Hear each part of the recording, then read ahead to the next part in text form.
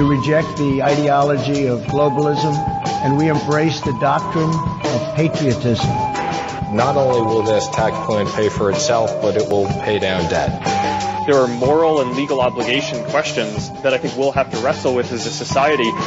When we as people go wobbly on the truth, we go wobbly on America. All you have to do is look at the numbers, look at what we've done. And this is all in the beginning.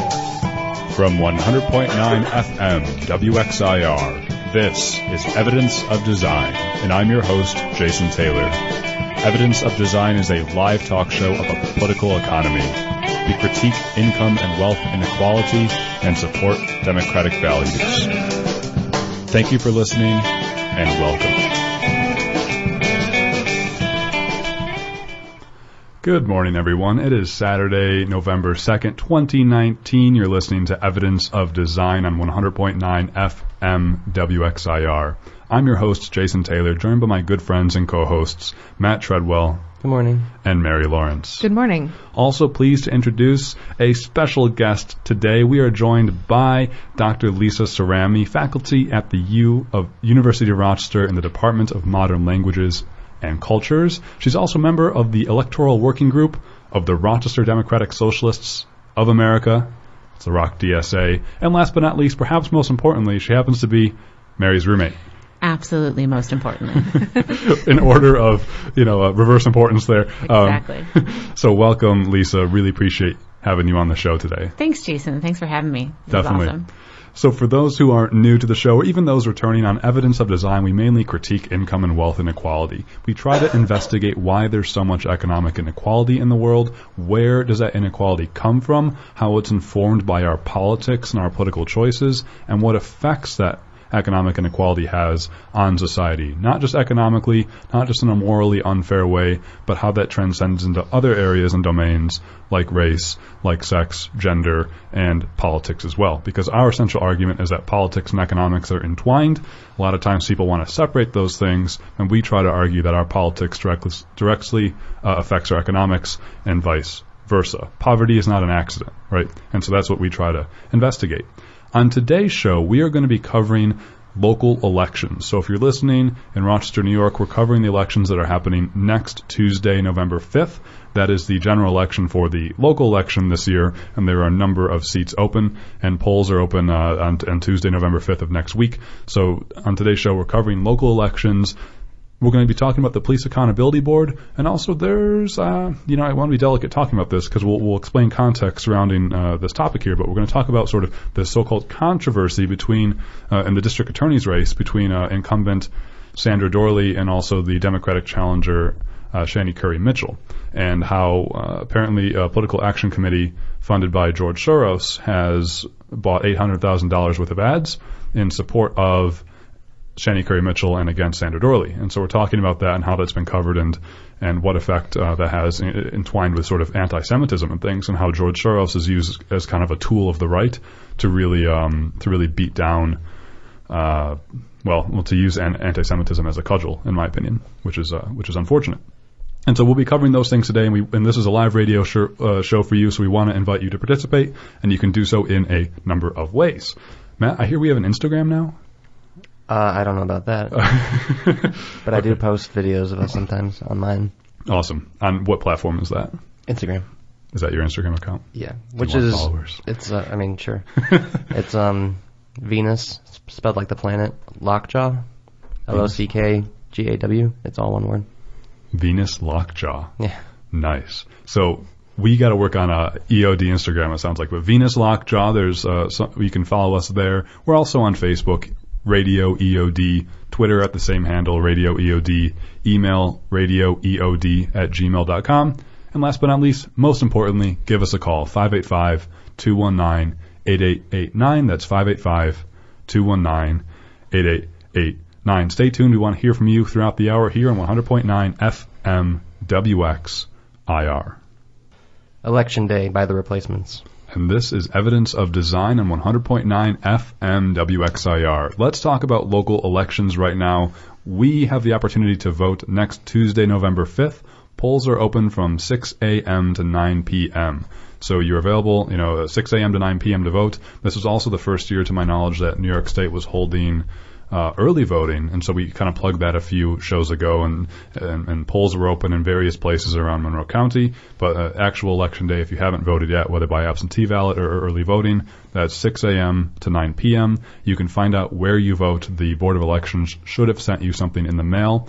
If you still don't know, you can go online to the Monroe County Board of Elections webpage, and there's very obvious links on there to figure out where you vote, who's on your ballot, and so on and so forth. So very important to check that stuff out. It does require a little bit of homework on your end, but you can do that by going to the Board of Elections website, Monroe County Board of Elections. It's also worth noting that I believe that the Rochester City School District, their schools are closed that day. Don't not go to school on my word right now, but I believe that the city schools are closed that day, which is very interesting. And so, you'll have to figure out sort of the childcare piece perhaps, but it also might give you more time to vote. I can't speak on behalf of the suburban school districts. So I think that's kind of exciting too, to give more folks time to vote. So who's on the ballot next week in the local elections? There's a number of seats open, and I'm only going to speak to those open in the city of Rochester. And so you have the opportunity to vote for the state Supreme Court justice, the county executive, perhaps that most high-profile race with incumbent Cheryl Donalfo versus challenger Adam Bello, who's currently the county clerk, which actually Cheryl Donalfo had that seat before Adam Bello. There's also the county court judge. There's district attorney, and we'll be talking about that race later on with incumbent Sandra Dorley versus challenger Shani Curry Mitchell. There's all of the county legislator districts from 1 through 29, so it depends on where you live. You can, again, find that information online or through mail from the Board of Elections, but the county legislative districts 1 through 29 are open. There's city court judge. There's city council for the east, northeast, northwest, and south districts. And also there's 4 commissioner of schools for the RCSD school board. So all of those spots are open on the board on the ballot next week. I'm going to vote. Mary, are you voting? Absolutely. Matt, are you voting? Plan on it. Lisa? Yes. Wow. That's really important, I think. So we have at least 4 people voting. Yeah, there we go. So this is how it starts. Yeah, local elections usually have a lower turnout than sort of more high-profile races like the one next year, which is federal and also the president. But really important, folks, to vote in every election. I know we plug that a lot on the show. So let's talk about what else is on the ballot, and that is a referendum. And that means you're kind of voting for a special public choice for something, sort of like a policy choice. That's not directly for a candidate. And so this referendum, what's on the ballot, is for the Police Accountability Board. I feel like we should point out, too, that this is going to be on the back of the ballot paper, so make sure that when you finish filling out the front to also flip it over and put a check mark on the back as well. Mm-hmm. Absolutely. So you will have a physical ballot in front of you, and you want to physically flip that over and fill it out, and hopefully the folks who are there will let you know. Jason, do you have the language of the referendum in front of you? I do, yeah. So what you'll see on your ballot, this is what you're going to vote for. It's a yes or a no question. And here's what you'll have to vote yes or no to. So this is a vote for establishing a civilian-led police accountability board, and the ballot reads this. Here's a long quote that will directly be on your ballot. So this is proposition number 1, local law amending the city charter with respect to establishing the Rochester Police Accountability Board. This proposal would amend the Rochester City Charter to authorize the creation of the Police Accountability Board, or PAB. The PAB would consist of 9 unpaid Rochester residents, 1 appointed by the mayor, and 8 appointed by the city council. 4 of the council's appointees will be nominated by a coalition of community organizations. The PAB would have the power to independently investigate civilian complaints, subpoena information for its investigations, and determine whether individual officers have committed misconduct. The PAB will also create disciplinary guidelines with an opportunity for input from the chief of police and the police union. If the PAB finds, after a hearing, that an officer has committed misconduct, the chief of police would be required to impose discipline consistent with disciplinary guidelines. The PAB would also recommend changes to the police department's policies, practices, and training. So that's a lot. It's a really long text. That is a long text. To be on the back of your ballot. Yes, to write yes or no for. Yep. Do we know what the procedure is right now if the police receive a complaint of misconduct? Well, the genesis of this referendum has been long in the making. Where the community now for several years has been thinking very seriously about what measures of accountability exist for police misconduct, and the language that the people who have been sort of championing this referendum from its very beginning, come to this to say the police they can't police themselves. They can't. They have to be accountable to another body, and so it's creating the conditions where the community can have input and oversee to some extent the conduct of the police and hold them accountable in a way that is not possible yet, and in fact would create the conditions that I think are considered to be nationally pretty progressive. Yeah, I would be really curious to see what other cities and municipalities do in terms of police accountability. But like you said, Lisa, this would really be establishing a way to sort of police the police that's not self-led. So I think a lot of times, Matt, for police departments, if there's some allegation against police misconduct, it's an internal review process that may or may not be transparent, and then the chief of police really decides what to do with the police officer. And so at least for myself, with my own sort of timeline, I'm really thinking about the Black Lives Matter movement and sort of this awakening of realization of episodes of police misconduct around the country, and really this, to me, this movement to establish police accountability boards that are perhaps civilian-led or outside of the traditional police department is sort of, in my mind, a direct step out of things like Black Lives Matter. I'm not sure if that's true. I'm sure there's much more intelligent scholars who know way more about this than I do and who follow this for their living. But this is sort of in the same stew the way I'm thinking about it. Sure. I think there's, like you said, Jason, there are several examples nationally of people like, say, Amber Geiger, for example, who, as I'm sure many people are familiar with, she murdered a civilian. I can't remember his name right now off the top of my head, but she murdered a civilian in his own apartment, confusing him. She claims that she thought he was in her apartment. It turned out she was on the wrong floor, and she used excessive force. And initially, during the investigation, as it came out later, the police department protected her, and there was ample evidence to suggest that they had treated her much differently than they would have any other suspect. So I think that there is a lot of concern, as Lisa said, and as you brought up, that the police, we can't expect people to investigate themselves fairly. Mm-hmm. There needs to be some level of accountability to the community. Yeah. And so in this instance, Amber Geiger was a white police officer who shot an unarmed black man. And then, of course, the shooting of Michael Brown in 2014, white police officer to a young black man. The stories kind of go on and on and on. And sometimes it's easy to feel like, oh, this stuff doesn't happen in Rochester. But there's a lot of community advocates out there who would tell you, no. This stuff is endemic in the way that we conduct our conduct of policing. It doesn't have to be extreme as somebody getting killed. Right. Yeah. So this has been, as you said, Lisa, kind of going on for a number of years now, where advocates in the community have been really pushing for a civilian-led accountability board for police. And City Council, I believe, unanimously voted to approve this early on this year. But this is still going to public referendum, and I wish I knew more about the context surrounding this, but if you know more, you're welcome to let us know and educate us as well, because that's what this is all about on grassroots and public and community media, by giving us a call at 585-219-8889. Let us know what you think about the Police Accountability Board. It'll be on the ballot next Tuesday, November 5th, and we would love to hear from you what you think about the proposal to establish this. driving over here right to the studio, we saw a number of signs around the city right now that says vote no for PAB. So there are groups out there who are trying to get folks not to vote for PAB, and of course there are folks out there who are trying to get folks to vote for PAB.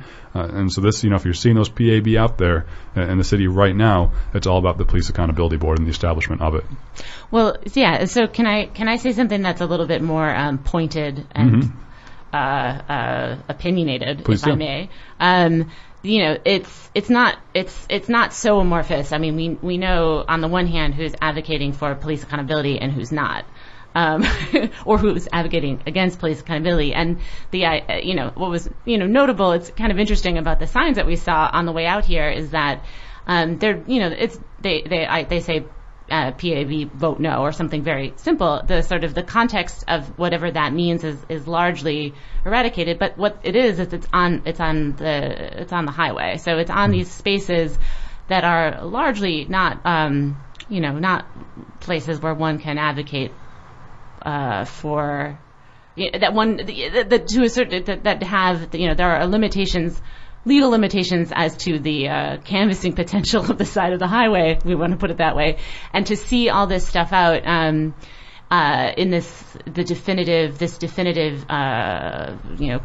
not even critique but simple vote no, that is largely presumably coming from the police union. That is that would be the biggest sort of force against police accountability is from within their own ranks, and I mean that has been the case throughout the sort of development and articulation of this referendum has been pushback from the police themselves, and largely their union, having to do also on various levels, both sort of on a legal level. There have been lawsuits about the legality of PAB vis-a-vis, I guess, union autonomy and the autonomy of the police, the sort of the entitlement to an autonomy that is without actually infringements from external review and accountability. So basically, the argument being like the police as a force is entitled not to be held accountable largely by an independent board. On the other hand, the people who are advocating for this, it's a community, a widespread community initiative that comes out of an attitude about the nature of and the prevalence of police violence. That is to say, when we're thinking about how our communities are safe, a lot of the time this conversation gets steered toward thinking about individual acts of crime, and thinking about safety or thinking about community health. There's a call to say, no, our community's health also depends on being free from or not being subject to violence from the police. That's not that needs to be part of our understanding of community health and community safety, and having the community take responsibility and take action to try to bring this not only to light as an issue, but to take action on their own behalf and say, look, we want a community that is not suffering under the hands of undue or coercive force, and this is how we can move towards achieving that. And it is a step towards taking some power back and confronting the kinds of violence that police can, not necessarily always, but certainly do often, manifest in a community. I think that's a great point, and I think if also I might be blunt for a moment, I think I can imagine the argument, because I know I've heard it or read it somewhere before, that measures like this, there are people who might say that it will make it harder for police to do their job, which is just reductive and honestly, my belief personally is the more authority, the more power you hold, the more scrutiny you should be subject to.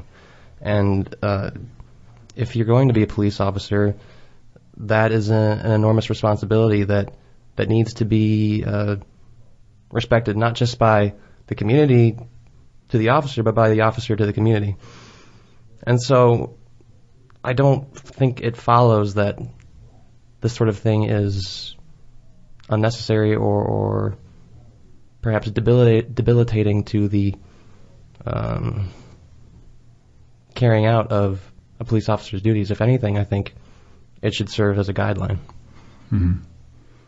Yeah, I appreciate the context that both of you are giving. I mean, anything that's sort of more in favor of democracy and civilian control and oversight, I'm generally in favor of. And, Lisa, you're kind of laying out who are the stakeholders here involved in this process. And of course, like the largest stakeholder who'd be involved in saying like, we kind of don't want the establishment of a civilian-led police accountability board. That would be the police union, of course. And then you have a lot of other groups out there, whether you're thinking about, racial profiling or racial issues, or even a larger notion of community health and wellness, like you're talking about, and just sort of the trust factor and the trauma factor that comes from forms of surveillance or feelings of sort of persecution or threats of violence, or when a crime happens and you call the police and no one shows up, or things like that, lack of trust, like a lot of issues with policing, and there are great advocates out there in the community who talk about this far more eloquently than I do.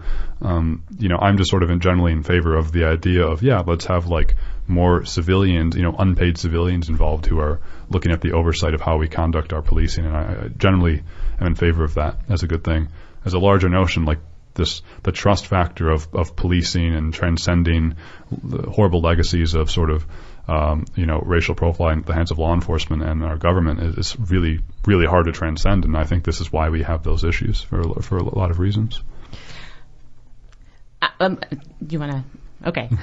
I just want to jump on that just because we think a lot about the ways in which individuals, when we think about crime and criminality, we think a lot about the relationship between individuals and the kinds of violences they do on an individual level. And we think this is what we need police for, is in order to sort of keep order, against or despite, I guess, the disorderly nature of individuals who commit crimes. And we don't think a lot about different forms of violence that aren't necessarily rooted in individuals that need to be quote unquote controlled, but the violence is systemic in a system, be it the policing as such, be it in the military, be it in other forms of violence, and especially lethal violence that are legally either mandated or underwritten. That is to say, it's a big problem if you're out there with a gun and you shoot someone, and that has a lot of levels of a lot of levels where you, as an individual, as a citizen, you are accountable for your actions in a variety of ways, and we take that for granted. But somehow, when that kind of violence, lethal violence, gun violence, is enacted in the hands of the state in one of its manifestations, somehow we start thinking, oh, well, no, but that's different. That's a different kind of violence. That violence is sanctioned because it's legal, because it's for the right reasons, and so on and so forth. And like calling people to task at that, no, actually the lethal violence is lethal violence, and we need to have ways of not only like confronting it, but undoing it. And and we talk about this in terms of how do we sort of disentangle our communities from structures of violence, and one of these ways is addressing the violence that is perpetrated by policing. Mm-hmm. I just wanted to say, as we were kind of stumbling to speak at the same time, that one of the first things that we learn about when learning about how the U.S. government works is the system of checks and balances that is set up between the three major branches. And to me, this feels very much like that on a smaller level. If we understand the police department to be part of the state, it is part of the government, and it should also be subject to that same system of checks and balances. And this accountability board feels very much like a check and balance. Yeah, Mary, that's a great point, to think of checks and balances on a smaller scale. I sort of really appreciate that. And, Man, I would love to talk about larger notion of the state and monopolization of the monopoly of violence and all of that. That's such interesting stuff. Well, luckily we're here every week. We are. We certainly can. So much more to talk about. So, folks, you've been listening to Evidence of Design on 100.9 FM WXAR. We're joined with Dr. Lisa Cerami, a faculty at the U of R, also member of the Rochester Democratic Socialists of America, their electoral working group, and she happens to be Mary's roommate. Yay, that's so exciting. So, we're all four of us in the studio, Jason, Matt, and Mary, and Lisa, and we're talking about local elections that are next week on Tuesday, November 5th. Polls are open from 6 a.m. to 9 p.m. There are a number of offices that you are able to vote for if you live in the city of Rochester. Not really talking about the surrounding suburbs, but that's State Supreme Court Justice, County Executive, County Court Judge, District Attorney, which we'll be talking about right after the break, the county legislatures from the districts 1 through 29, City Court Judge, City Council for 4 districts, and then the 4 Commissioner of Schools you have the opportunity to vote for. And so all of those folks will be on the ballot. There will also be a referendum on the back of the ballot, physically the back of the ballot, and that's for the establishment, whether or not we should establish as a city a police accountability board. That would be a civilian-led board that could hold police accountable for misconduct and recommend changes to disciplinary guidelines for the police department and more. Can I just quickly plug what one should vote? So it's not a secret, at least from my perspective and from the perspective of my organization, DSA. Vote yes. Thank you. So that's Lisa's view there, and I think that a lot of us would probably be in agreement with the idea of making more civilian-led control over things, more democratic, and also, Mary, you're talking about checks and balances, and there's a lot here, and so this is a sort of an exciting referendum that is perhaps pretty progressive, or I don't know if Rochester's leading this area. Again, a lot more folks know about this than us, but that will be on the back of the ballot as well. So we want to come back right after a short break and talk about the race for district attorney and how there's some sort of controversy going on with outside funding of a local election, and we're going to break down the context of that and really get involved and even investigate sort of the use of anti-Semitism, in fact. And so we want to invite you to give us a call during the break or afterwards. That's 585-219-8889. We're live for you on Saturday, November 2nd. 585-219-8889. Stay tuned. We'll be right back on 100.9 FM WXIR. Rise Above by Black Flag. And this is Evidence of Design on 100.9 FM WXIR. Thanks for tuning in. You're welcome to give us a call, 585-219-8889, 585-219-8889. We were just talking about the referendum that will be on the ballot next Tuesday, November 5th, to vote yes or no for the the establishment of a civilian-led police accountability board. And now we're going to turn our attention to the district attorney's race. That is where the incumbent Republican Sandra Dorley, who used to be a Democrat, and then I think this is her second term in office, 8 years, and she switched to Republican, and now as a Republican she's running against Sandra Dorley. Mitchell. Shani Curry Mitchell. I'm combining everyone's names here. We're going to end with a cool name stew at the very end. But she's running against Democratic challenger Shani Curry Mitchell. And there has been, I don't like to use the word controversy because that's just sort of, I don't know, that's a different conversation. But I'll use the word controversy even though I don't like it. There's been controversy in the race because George Soros, who is a wealthy billionaire who founded a hedge fund and made a lot of money off of that financialization. So he founded a hedge fund, made a lot of money, and he has been supporting progressive causes for quite some time. And he has a political action committee that he funds called the Justice and Public Safety PAC. And he, through that PAC, spent $800,000, a little more than $800,000 to run, I think, 4 to 5 TV ads that either supported Mitchell or criticized Dorley. And so the ads are in support of the sort of democratic or progressive lens on justice. And so he's also funded other district attorney races around the country, and one of the races that he's funding is the one right here in Rochester. And so there's been controversy surrounding that race. And Lisa, is that a good turn over to you here, or? Sure. So it's really interesting that the word that you chose was controversy. Yes. I think that's a good sort of jumping off point, because largely I think that's part of the problem. Right. That is to say, the controversy as it's framed is one that is, has, at least in public discourse, largely revolved around the question of Soros. Now, that is an interesting way to approach this. What was the case, in fact, was that Sandra Dorley sent around a fundraising mailer, right? That was then sort of by various individuals shared around Facebook, and that's how I saw it. I do not receive fundraising mailers from Sandra Dorley, but I'm going to read the language that Sandra Dorley uses here. My office and I have been under attack with misleading TV ads from a radical left-wing Washington, D.C.-based special interest group whose sole funder is George Soros. George Soros is bolded. That's right. ... George Soros is trying to buy this election because he wants to install a far-left puppet district attorney who, and now this is bolded, won't prosecute dangerous criminals, unbold, that put you and your family in harm's way. Bold again, we can't let that happen.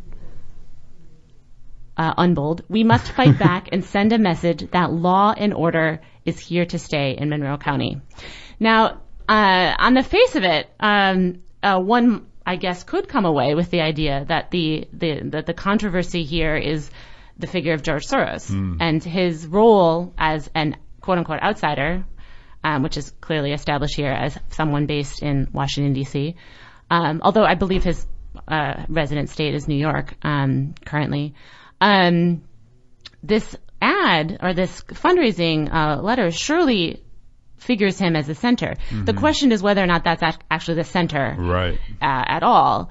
Because what we have here is the use and an utterly over-the-top use of a right now in 21st century, not only America but internationally, a violent anti-Semitic trope that is employed here with the obvious intention to connect this sort of historically understood role of the Jewish cosmopolitan who comes into our community or is somehow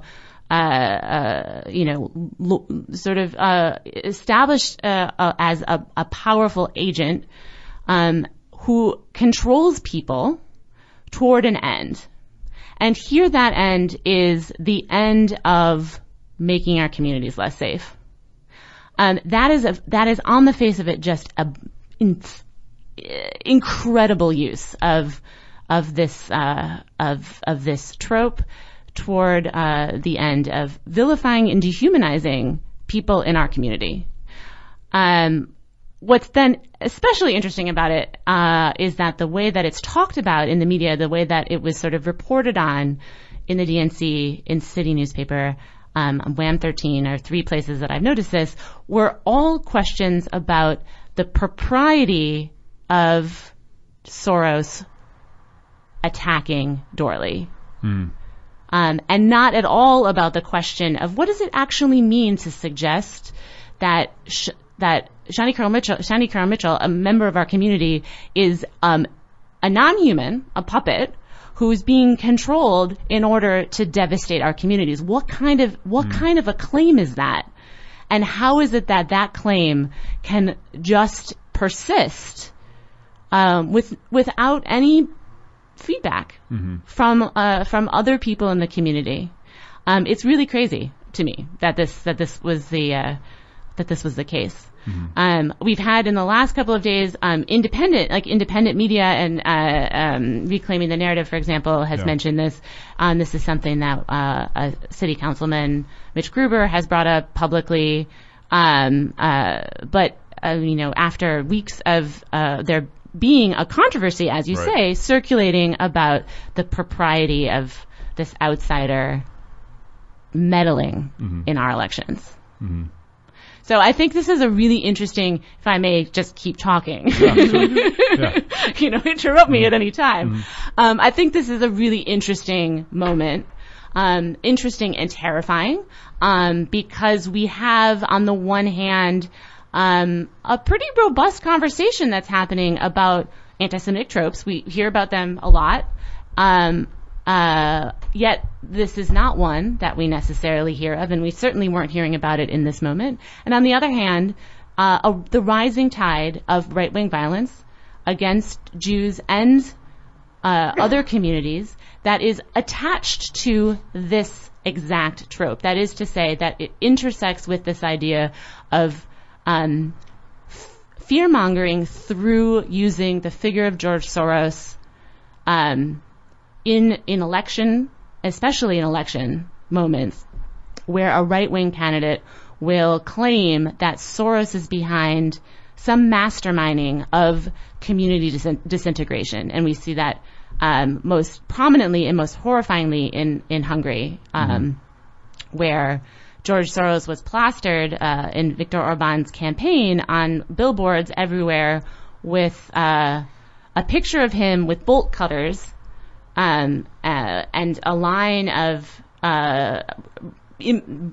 basically brown bodies behind him with a slogan, he's letting them in. And so what we have here in this trope is the connection between this 19th, early 20th century fantasy of the Jewish overlord, sort of reminiscent of the so-called Protocols of Zion, that we have this masterminding Jewish force.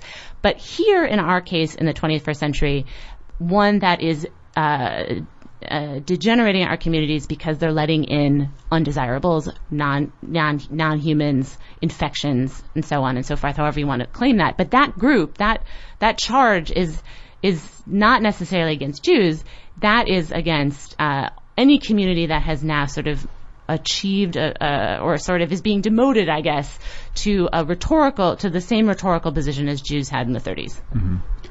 And so there's a lot to dive into here. Sorry, No, I feel very passionately about this issue. Certainly. Well, this is a very important point, I think, that we're talking about. There's a lot to dive into here. So, Lisa, you're talking about George Soros, who again is a wealthy person, made a lot of money from a hedge fund.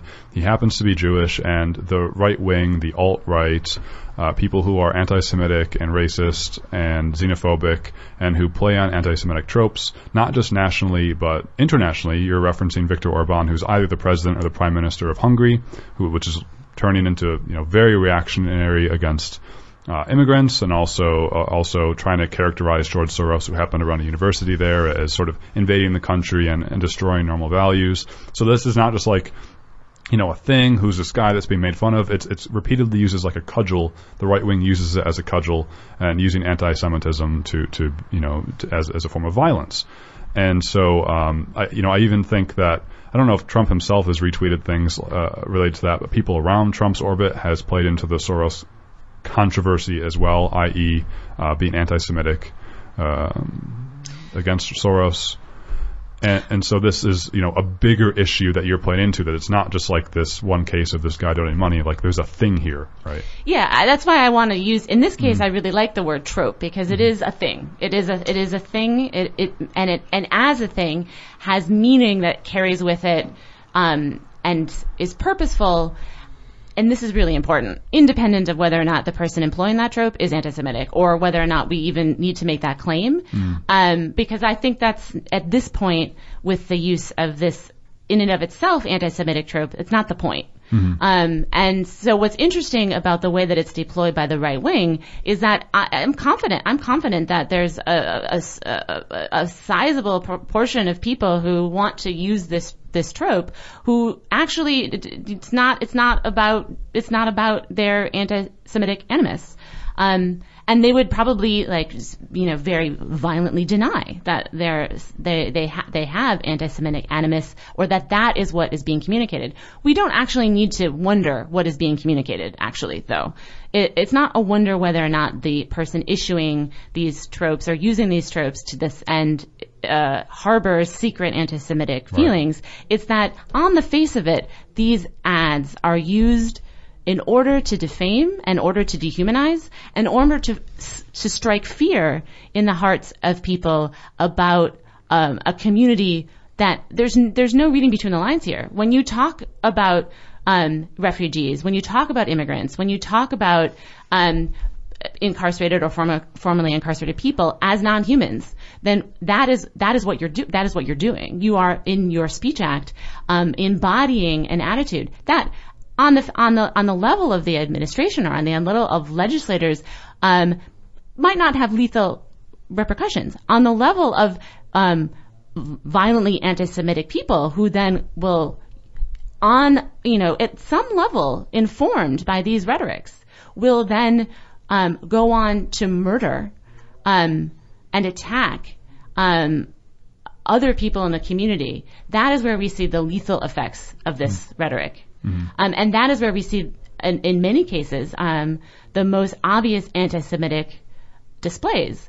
When in the Tree of Life shooting, which was now we're sort of at just the moment about a year ago, exactly of its anniversary, the anniversary of the attack, the perpetrator in that event targeted a Jewish community. I believe that they were celebrating the bris of a newborn, and they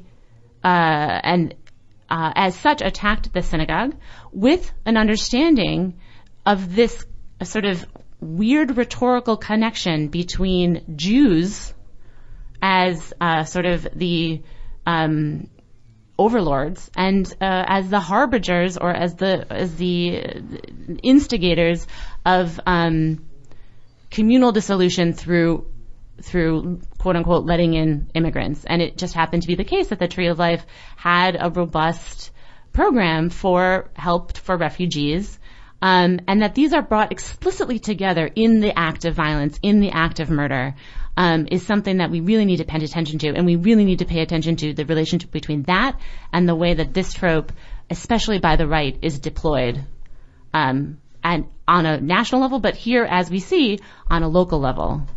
And if you're just tuning in, this is Evidence of Design. It's at 100.9 FM WXIR. We're just talking about the local district attorney's race here in Rochester with incumbent Sandra Dorley versus Democratic challenger Shani Curry Mitchell.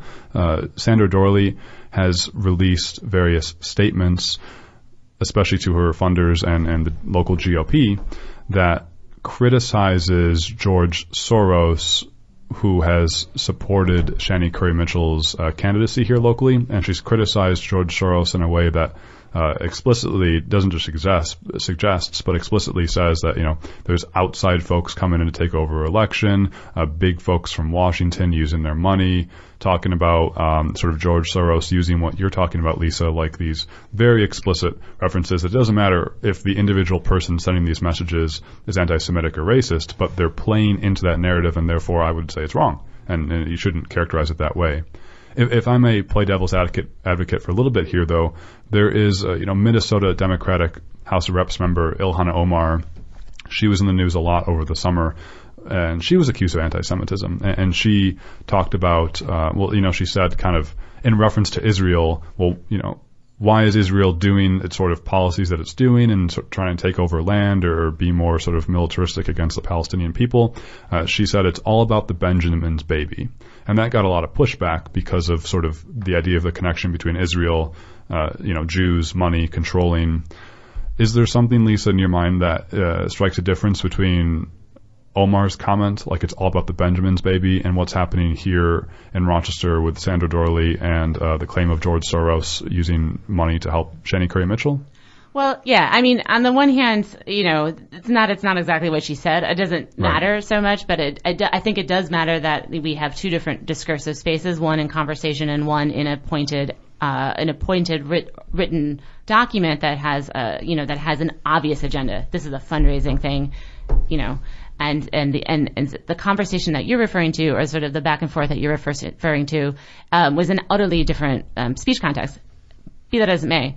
No, I think there's something really interesting to be seen here, which is the extent to which I think we might say now that one's sort of sensitivity to whether or not a so-called trope. There was a lot of talk about Ilhan Omar using a trope, although I think that probably is a misnomer. In fact, we could talk about that as well.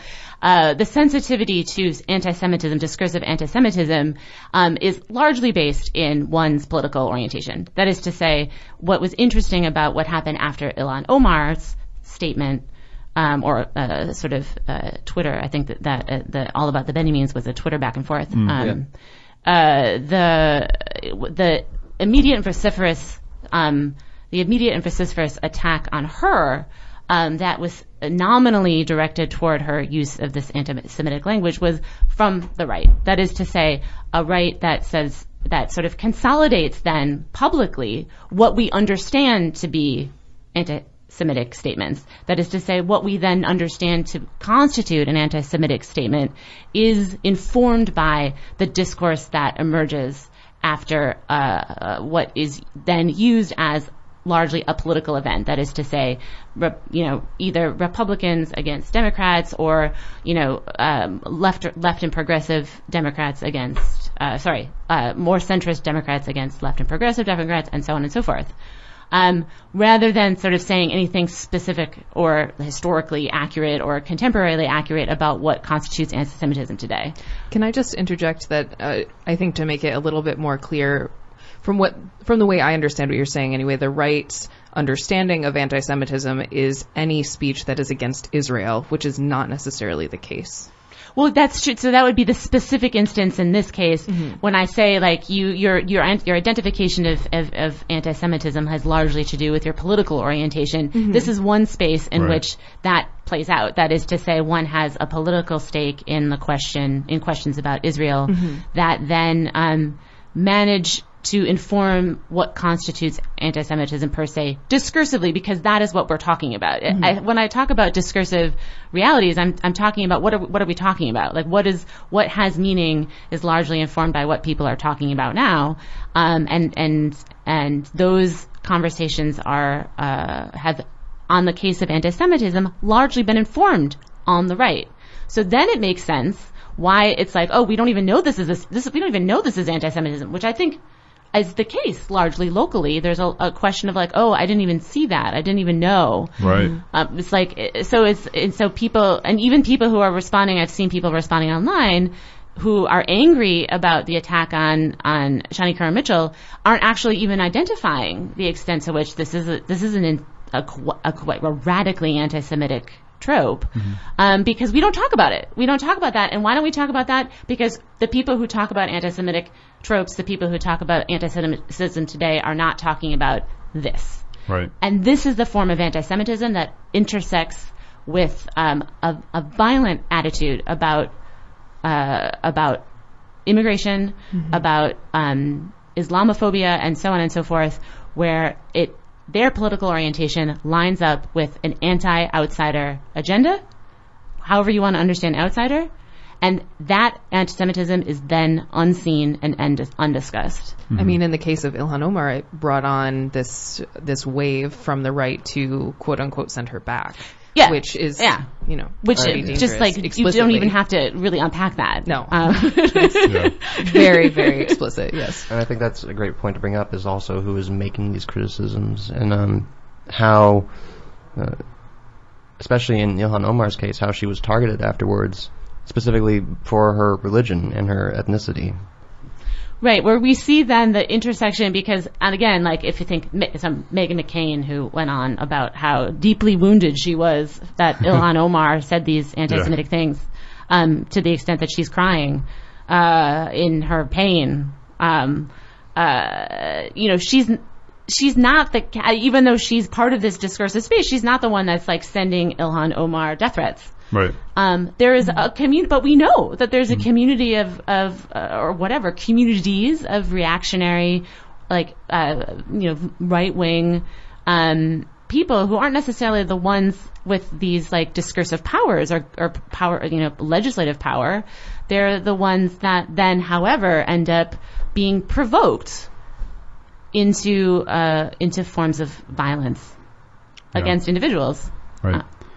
And we're losing the hour here. We have just a few more minutes on 100.9 FM WXAR, and you're listening to Evidence of Design. I want to sort of pivot slightly and make two final points. One, we didn't even get to talk about Sandra Dorley's use of the term law and order. Lisa, that was in your the statement that you read from Sandra Dorley's campaign, and she has had a number of statements afterwards to say, now more than ever, we need to stand by our police and support our police. And I reject the notion that an outside source can come into any community and fund anti-law enforcement district attorney activities. She says, I'm here to draw the line. I'm here to make a stand and to say it's unacceptable to treat our law enforcement officials the way that Soros and New York City and Washington, D.C. elites have set out to do. I mean, that's obscene. To put it no other way, that's just ridiculous rhetoric.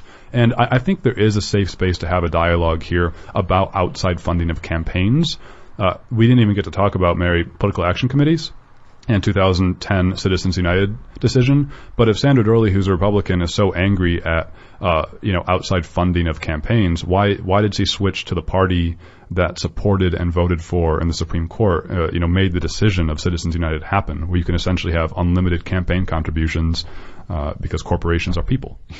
Right. Yeah. It's not. I mean, whatever one might say in critique of Citizens United and its aftermath, that is not the point that's being made here. Right, exactly. And it confuses the issue somewhat to say that this is this is another. We can't discuss that in this space actually because it's being dominated by the extent to which that's just a boogeyman. That's just a fear tactic. That happens to intersect with a leftist critique of funding. Yep. What's interesting, we could just tie it together with PAB. Actually, there is a huge grassroots and not at all outside attention to the violence of law and order, right? That we are trying to come to an absolutely grassroots oriented attention to the devastating effects of law and order.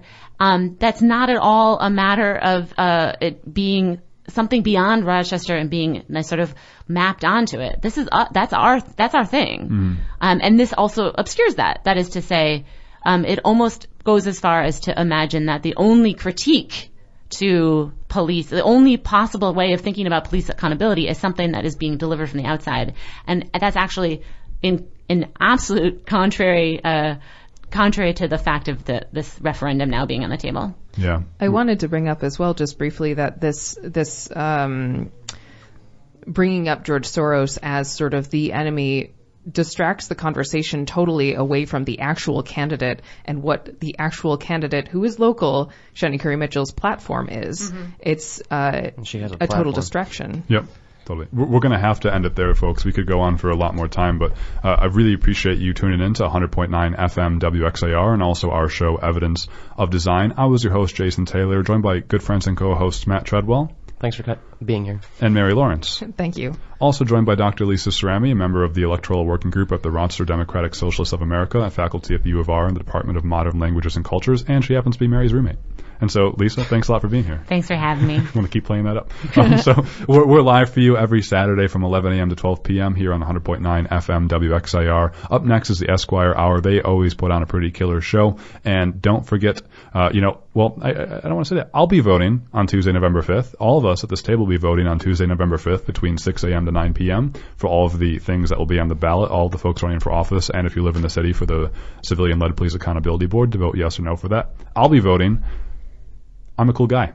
So, what I do is, trendsetter. I'm just trying to say that, voting, I think voting's cool. So, that's all I'll say. Be well, be safe. What a great ending. And bye-bye.